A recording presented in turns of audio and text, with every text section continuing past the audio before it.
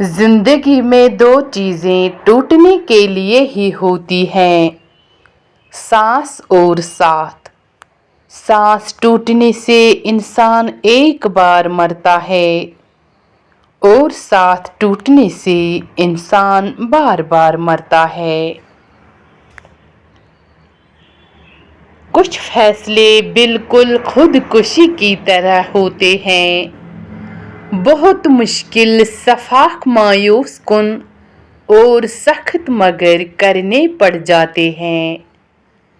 روشنی یوں ہی نہیں ہوتی، کچھ نہ کچھ جلانا پڑتا ہے۔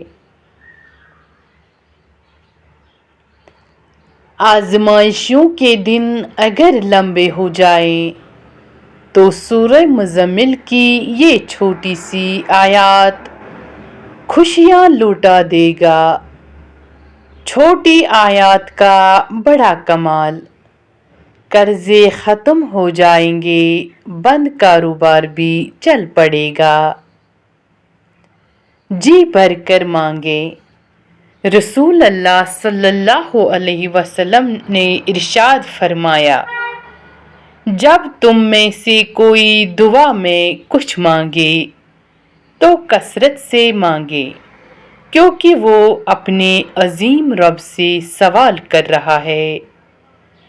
شادی ایسی جگہ ہوگی کہ دنیا دیکھتی رہ جائے گی۔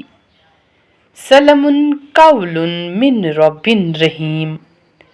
جن لڑکیوں یا لڑکوں کی شادی رک جاتی ہے، والدین کو سخت پریشانی کا سامنا کرنا پڑتا ہے، تو بعد نماز عشاء یہ آیات مبارکہ 313 مرتبہ پڑھیں، اول و آخر 11 بار درود شریف پڑھیں، 5 وقت نماز کی پابندی لازمی کریں۔ وظیفے سے پہلے حسب توفیق صدقہ دے دیں، اور یہ وظیفہ 11 دن تک کرنا ہے، ایک دن بھی ناغہ نہیں کرنا۔ انشاءاللہ 11 روز میں کوئی نہ کوئی سبب ضرور بن جائے۔ دعا کے لیے اللہ لکھیں۔ شوہر کے بھائیوں سے پردہ کرنا۔ رسول اللہ صلی اللہ علیہ وسلم نے ارشاد فرمایا، نامحرم عورتوں کے پاس آنے جانے سے بچو۔ ایک انصاری صحابی نے عرض کیا، دیور کے بارے میں آپ کیا فرماتے ہیں؟ تو آپ صلی اللہ علیہ وسلم نے فرمایا، دیور تو تمہارے لیے موت ہے، یعنی شوہر کے بھائی وغیرہ سے پردہ کرنا انتہائی ضروری ہے، کیونکہ وہ تباہی و ہلاکت میں ڈالنے کا سب سے بڑا سبب ہے۔ نامحرم کو چھونا۔ نبی کریم صلی اللہ علیہ وسلم نے ارشاد فرمایا، تم میں سے کسی شخص کے لیے یہ بہتر ہے کہ اس کے سر میں لوہے کی کیل ٹھونک دی جائے، بجائے اس کے کہ وہ کسی نامحرم کو چھوئے۔ برتن میں سانس نہ لو۔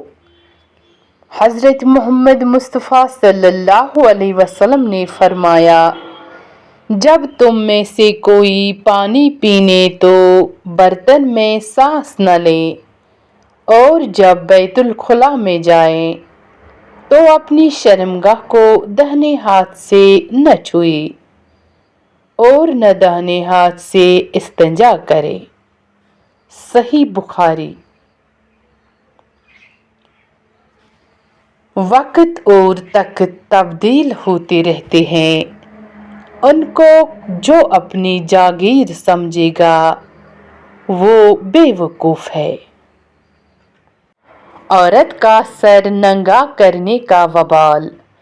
عورت جب بلا وجہ اپنا سر ننگا کرتی ہے تو اس سے فرشتہ دور چلا جاتا ہے۔ بسم اللہ شریف کے معجزات، کام خود بخود ہو جائے گا۔ آپ حیران رہ جائیں گے۔ اول و آخر 3 بار درود ابراہیمی پڑھیں اور درمیان میں 19 بار بسم اللہ، 19 بار یا اللہ، 19 بار یا رحیم، 19 بار یا رحمان۔ اللہ کی رحمت گھیر لیتی اس مکان کو جو سن کر اٹھ جاتا ہے فجر کی اذان کو۔